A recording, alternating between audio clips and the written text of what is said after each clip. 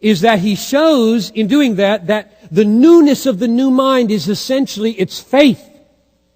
Or, the essential newness of the new mind is essentially the glory of Jesus Christ seen and savored, beheld and embraced as its highest treasure.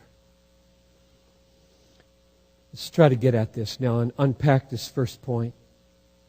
In choosing faith as the measure of the new self, Paul is choosing an absolutely unique act of the soul or the mind. Nothing else is like faith. Faith is unique. So what is the essence of this faith? Faith is a looking away from ourselves to another and a total dependence on another and not upon ourselves. Faith stands in front of a mirror, and the mirror becomes a window with the glory of Christ on the other side. And what happens through that mirror is who I am. The direction of my soul outward toward Christ is who I am.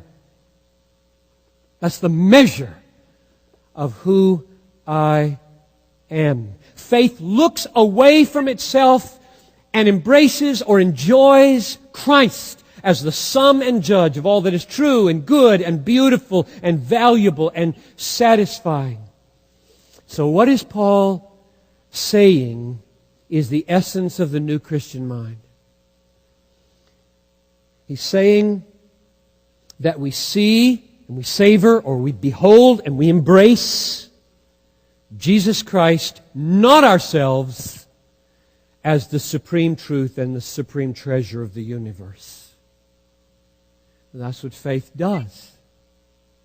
Faith looks away from itself, sees Jesus Christ, recognizes Him as infinitely valuable, infinitely precious, a sum of all truth and all good and all beauty and all right and all righteousness, and embraces Him as the all-satisfying treasure of its life. That's what faith is. That's what faith does.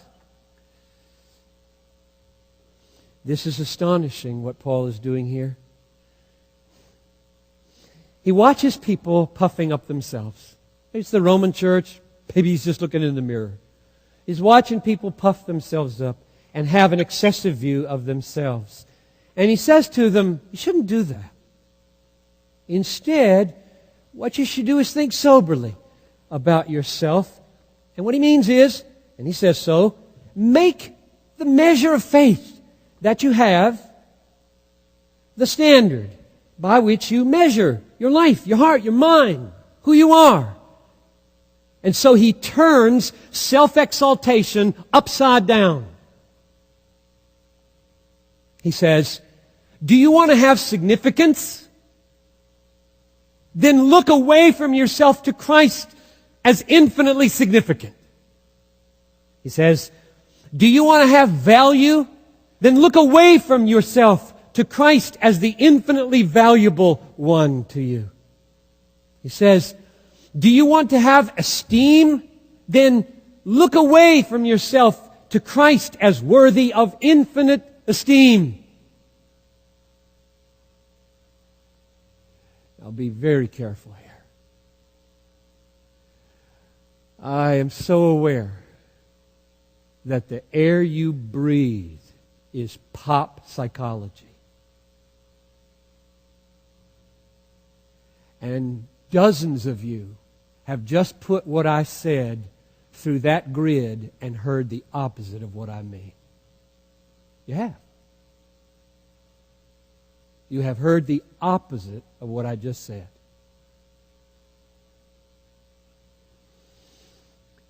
I did not say, do you want to have significance?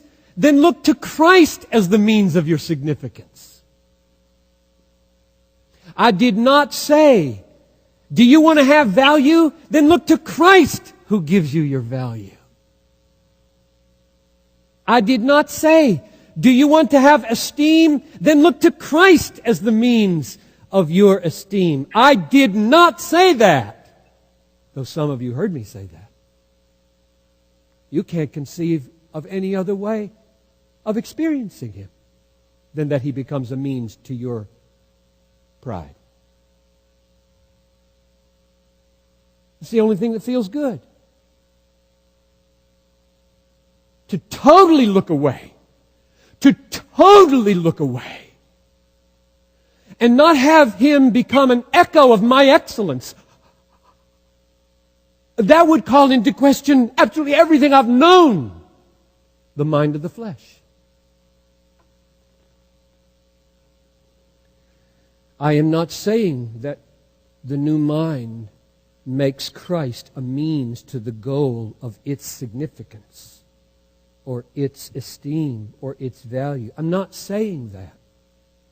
I am saying you were made to embrace Him as infinitely significant and embrace Him as infinitely valuable and embrace Him as infinitely worthy of esteem. That's what the new mind does. That's who you are if you have the new mind in Christ. And so I'm going to repeat what I said in the hope, against hope, that I will be heard for saying what I say and not for what the world would tell me I said.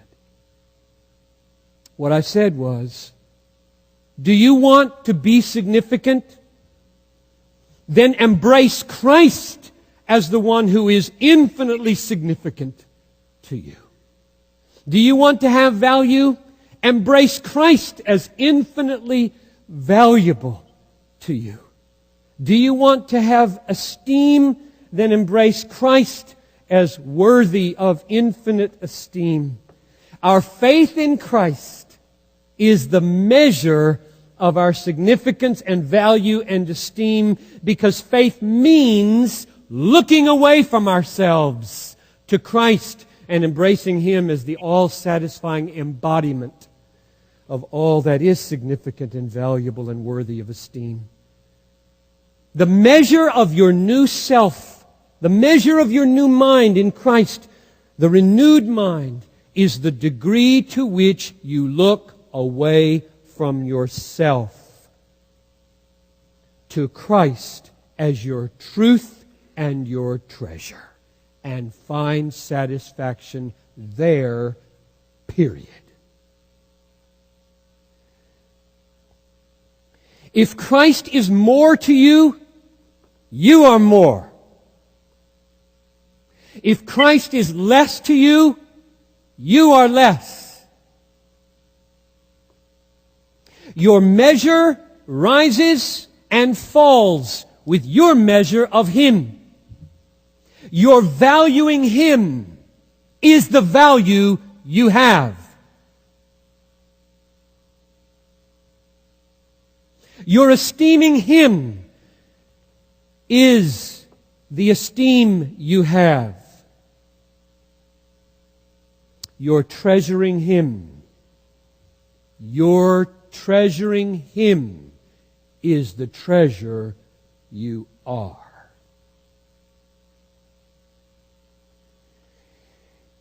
That's the first reason that Paul made faith the measure of our self.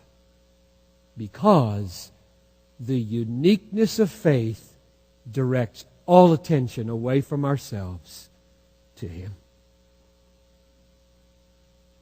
It's a paradox. He turned us inside out. He turned us upside down. Here's the second reason. Paul chose to make faith the standard, the measure of faith given by God, the measure of faith that I have. He chose to make that the standard of my self-assessment because that faith is a gift and therefore undermines all boasting.